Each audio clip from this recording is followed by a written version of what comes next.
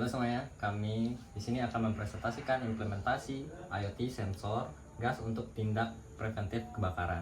Oke, sebelumnya perkenalkan, nama saya Kristen Hadi Chandra dengan NIM F1D023108 yang akan menjadi moderator pada kesempatan kali ini. Kemudian ada pembicara pertama yaitu Andra Avaristi Jayadi dengan NIM F1D02310036.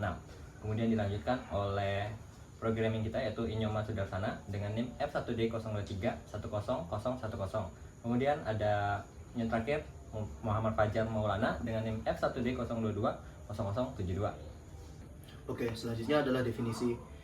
Rangkaian IoT ini memungkinkan kita untuk mendeteksi keberadaan gas berlebih di suatu ruangan dengan menggunakan sensor gas MQ5 yang dipasang pada area yang ingin dipantau. Saat sensor mendeteksi gas berbahaya, alat akan memberikan peringatan berupa cahaya LED menyala dan bunyi buzzer sebagai tanda bahaya. Alat ini terdiri dari komponen-komponen sederhana seperti ESP32 sebagai microcontroller, sensor gas MQ5, resistor, LED, buzzer, kabel jumper, dan breadboard untuk menyusun rangkaian. Manfaat rangkaian IoT ini adalah memberikan peringatan dini saat terjadi kebocoran gas sehingga dapat mencegah bahaya kebakaran dengan memberikan sinyal visual dan audio yang jelas kepada pengguna. Manfaat dari rangkaian ini bisa dibagi menjadi 3. Pertama adalah manfaat ekonomi, sosial, dan ekologi. Manfaat ekonomi tersebut, deteksi dini kebocoran gas, membantu mencegah ledakan atau kebakaran, hingga menghindari kerugian besar pada properti, peralatan, dan infrastruktur. Selanjutnya, manfaat ekonominya adalah dapat diintegrasikan dalam smart home system dengan biaya rendah menggunakan ESP32, memberi solusi hemat untuk monitoring gas secara real time. Selanjutnya, dalam manfaat ekonomi, biaya perawatan lebih rendah karena kerusakan dapat dicegah sejak dini.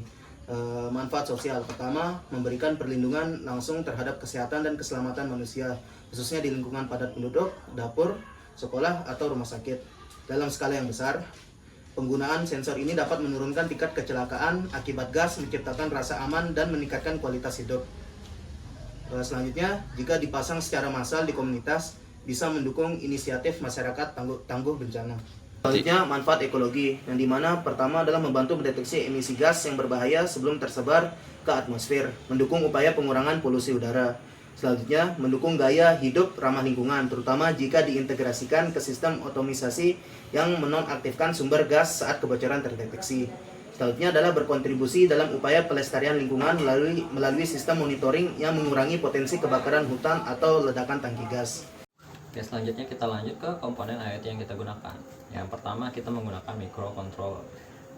Microcontroller ESP32 berfungsi untuk membaca data dari sensor MQ5 yang kita gunakan untuk mendeteksi gas, lalu memprosesnya dan mengontrol output seperti LED dan buzzer. Sensor ini juga dapat terhubung ke Wi-Fi untuk mengkomunikasikan data jika diperlukan. Kemudian ada sensor. Nah, sensor yang kita gunakan ini merupakan sensor tipe MQ5 yang hanya bisa mendeteksi gas. Nah, di sini berfungsi untuk mendeteksi gas LPG, metana, ataupun gas alam. Sensor ini akan menghasilkan sinyal analog yang mewakili konversi gas atau asap di udara. Selanjutnya ada komponen yang kita gunakan yaitu buzzer. Jadi buzzer ini berfungsi untuk memberikan peringatan berupa suara saat sensor mendeteksi gas atau asap yang berbahaya. Selanjutnya ada resistor. Nah, resistor ini berfungsi untuk mengatur arus listrik agar komponen lain tidak kebanjiran arus. Hal ini untuk mencegah terjadinya kerusakan komponen yang diakibatkan oleh arus yang berlebih. Kemudian ada LED yang dimana berfungsi untuk menjadi indikator visual apabila berhasil mendeteksi sumber gas yang berbahaya. Kemudian ada kabel jumper yang dimana digunakan untuk menghubungkan antar komponen di breadboard pada ESP32. Kemudian ada breadboard. Nah, breadboard ini adalah papan percobaan elektronik yang memudahkan pembuatan rangkaian karena tidak memerlukan solder, jadi bisa langsung ditancap-tancap. Oke, selanjutnya adalah desain. Dapat dilihat dari desain ini, kita menggunakan Arduino Uno dikarenakan di Tinkercad tidak memiliki microcontroller ESP32 dan kita menggunakan sensor gas MQ5 menjadi sensor gas biasa dikarenakan di Tinkercad tidak ada sensor gas spesifik MQ5 di katalognya. Oke. Alur desain ini adalah pertama, start simulation dari Tinkercad tersebut, tekan sensor gas dan arahkan gas kepada sensor tersebut. Setelah itu kita melihat serial monitor untuk mengetahui perubahan angka yang terjadi pada sensor gas tersebut. Bisa dilihat bagaimana reaksi LED akan menyala dan buzzer itu akan berbunyi ketika gas semakin dekat dengan sensor tersebut atau semakin tingginya angka pada serial monitor. Selanjutnya adalah blok diagram. Di sini blok diagram dibagi menjadi 3, yaitu input, sistem, dan output. Di mana inputnya itu adalah saluran daya dari USB dan sensor inputan dari sensor gas yang akan tertuju ke microcontroller yang digunakan, yaitu SP32. Microcontroller tersebut akan mengeluarkan sinyal output kepada buzzer secara langsung. Sedangkan untuk LED akan di resistor terlebih dahulu karena daya yang dapat ditampung oleh LED lebih dikit daripada daya yang diaruskan oleh microcontroller. Selanjutnya kita lanjutkan ke sesi flowchart. Nah, di sini beberapa algoritma yang kita gunakan. Yang pertama kita akan mulai, kemudian kita akan set microcontrollernya dan mendapatkan sebuah percabangan. Di mana jika microcontroller diberi daya, dia akan menyala dan melanjutkan ke microcontroller disambungkan dengan sensor gas, resistor, buzzer, dan lampu LED. Kemudian dilanjutkan dengan proses data dari sensor gas dengan menggunakan microcontroller. Nah, di sini akan dicek lagi apakah ada sensor gas yang berbahaya atau tidak. Kalau iya, maka buzzer akan berbunyi dan lampu LED akan menyala. Nah, namun jika tidak, buzzer tidak akan berbunyi dan lampu LED tidak akan menyala. Nah, kemudian jika kondisi di mana microcontroller diberi daya atau tidak, jika kondisinya tidak, maka akan mati, microcontrollernya akan mati. Jika tidak ada proses lagi yang dilakukan, program akan selesai atau IoT yang kita gunakan akan selesai atau stop. Halo semuanya, perkenalkan saya Imas Tersana dengan NIM F1D02310110. Pada kesempatan kali ini akan menjelaskan tentang kode project kami di mata kuliah Internet of Things, yaitu project detektor gas. Nah, pada kode project ini saya menggunakan SP32, boardnya SP32 Dev Module. Lalu di sini saya menggunakan Blink sebagai cloud dan frameworknya. Nah, di sini Blink itu memberikan kemudahan dalam pembuatan project ini karena dia bisa membuat dashboard. Dashboard tinggal drag and drop itu, dan dia itu setupnya mudah, tapi minusnya itu cuman penyebaran data yang hanya untuk 7 hari. Nah, di sini lanjut ke konfigurasi Blinknya itu dituliskan Blink template ID yang mana diperoleh dari setelah membuat project di Blink akan diberikan template ID, lalu template name-nya itu detektor gas sesuai yang disetup dari Blink, dan Blink out token itu jika sudah menentukan device-nya, mendaftarkan device dan akan diberikan authentication token dari Blink. Nah, di sini library yang dipakai itu ada wifi.h dan Blink Simple ESP32.h dan PubSubClient.h. Nah, di sini untuk penggunaan Blink itu perlu mendownload library Blink dan mengimport menginclude library di dalam kode. Di sini itu untuk SSID saya menggunakan wifi yang ada di internet, yaitu Areva23 dengan passwordnya itu Rizky2012, dan di sini menggunakan MQTT servernya itu broker-hmq.com dan menggunakan port default yaitu 1883. Lalu di sini ada topik telemetry dan topik alertnya. Di sini untuk melaporkan gasnya, dan di sini untuk peringatan kalau gasnya itu berlebih. Nah, di sini ada inisiasi kliennya itu ada wifi client itu display client dan timer. Nah, di sini untuk konfigurasi pinnya itu untuk sensor gas MQ5 kami itu ditancapkan kepada di pin 34. Nah, di sini langsung saja dikonfigurasi di 34 sama dengan buzzer juga di pin 26, dikonfigurasi 26, LED di pin 25, dikonfigurasi di 25, dan thresholdnya itu 3000. Nah, kenapa 3000? Karena saat tes pertama kali dalam kodenya itu run pertama kalinya itu sensor menghasilkan nilai yang sekitar 1500 ke atas. Jadi itu untuk keadaan normalnya. Jadi kenapa 3000? Karena agar tidak, kalau saya pasang 2000 itu sepertinya akan bunyi terus walaupun ada gas sedikit. Itu kesan bagus, cuman untuk deteksi yang lebih yakin kalau itu gas yang berlebih, makanya saya pasang di sini 3000. Lalu di sini ada membuat fungsi bunyikan alarmnya. Nah, atau bunyikan buzzer beserta dengan LED-nya, menyalakan LED. Nah, di sini LED akan nyala dengan jeda 150 milisecond mati, dan dengan jeda 150 milisecond. Selanjutnya di sini ada connect ke MQTT.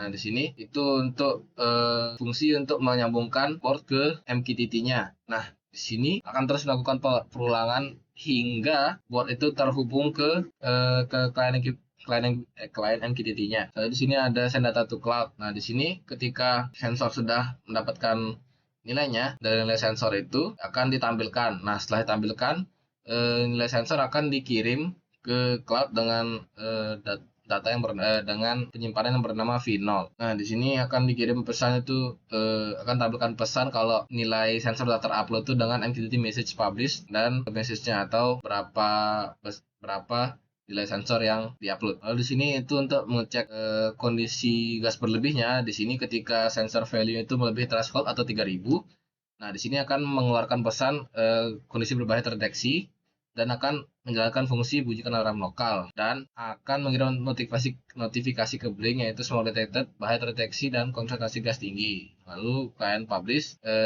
MQTT topic alert bahaya gas. Di sini setup sini dengan baud rate 115.200 dan di sini setup itu buzzer pin itu mode output, LED pin juga mode output. Lalu di sini ada hubungkan ke WiFi atau WiFi. Di sini akan menampilkan nama dari SSID-nya itu Areva23 dan akan mencoba menghubungkan ke WiFi dengan SSID dan passwordnya. Lalu di sini akan terus perulangan hingga board terhubung ke WiFi atau WiFi ya itu. Lalu di sini tuh untuk konfigurasi koneksi ke Blink dan MQTT. Nah, di sini Blink config-nya itu akan diambil autentikasi tokennya dan set server itu akan diambil MQTT servernya atau broker http.com dan portnya 1883 atau 1853 atau broker atau port defaultnya. Lalu di sini ini harusnya 2,5 detik. Nah di sini itu fungsi mengirim data ke cloudnya itu setiap 2,5 detik. Jadi setiap 2,5 detik itu data akan diupdate ke cloud. Nah kenapa tidak terlalu sering kayak misal setiap 100 milisecond karena di Blink itu terdapat message limit, jadi agar message atau pesan tidak berlebih dari limitnya itu saya tetapkan jadi 2,5 detik agar tidak terlalu sering dan tidak terlalu lama. Lalu di sini void loop-nya itu untuk menjalankan project ini selama boardnya nyala itu akan terus berulang, dan di sini ada blink run itu menjalankan proses blink dan timer run itu menjalankan timer, dan di sini terakhir itu menjalankan proses MQTT yaitu menyambungkan ke MQTT. Sekian penjelasan kode project detektor gas dari saya. Terima kasih. Kali ini saya akan menemukan cara merakit alatnya. Di sini untuk komponen-komponennya seperti yang sudah dijelaskan oleh teman saya Andra tadi. Pertama kita colok di sini, terus sensornya kita colok di sini.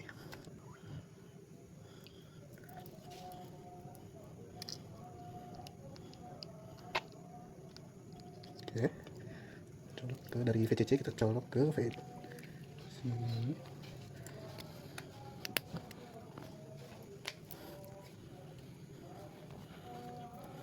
Terus dari ground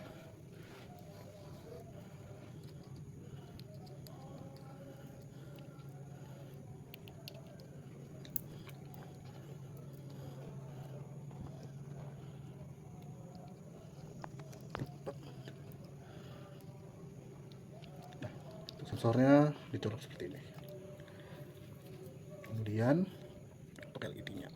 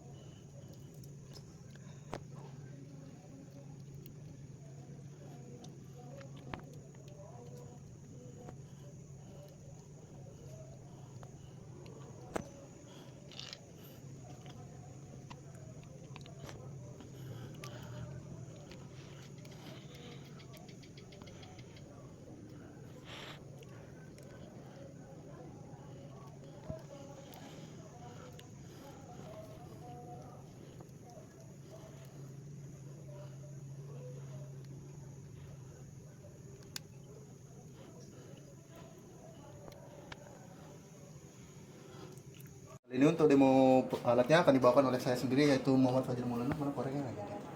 Ini dapat dilihat dashboard untuk Blink MQTT-nya. Bismillahirrahmanirrahim. Dapat dilihat.